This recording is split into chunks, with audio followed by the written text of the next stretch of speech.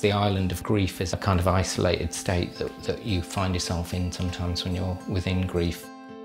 My wife died in 2013. She was only 38 when she died.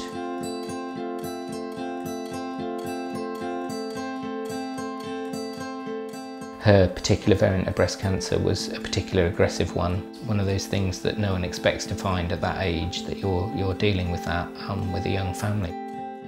I kind of realised that perhaps if we could make a film out of what we were experiencing, we could make sense of it. If anyone hadn't lost a loved one before, they could kind of get an idea of what it was like. A handwritten shopping list, a Kindle that shows the exact words read in a book that will not be completed, knitting that will remain undone. And also hopefully help other families that are going through the same experience as us, and they could see things that resonated with their experience of grief. One of the things I did was draw a map of the island of grief and put onto it the kind of emotions and experiences that we went through as a family. The raven just seemed to be a great metaphor for grief and loss.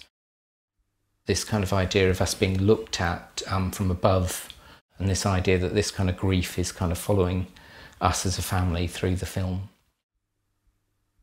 I think it's basically my mum's spiritual animal that basically guides us and follows us whatever.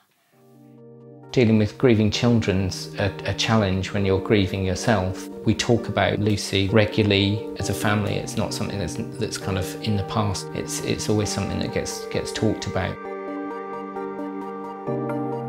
Visits to the observatory has been something that we've done a lot.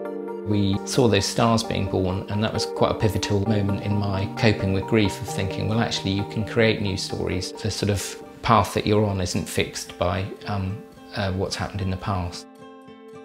But it's a journey where it never really goes away. You learn ways to be able to cope with that grief. We're on that path, and we're able to kind of process those things, but there's still challenges, there's still challenges ahead.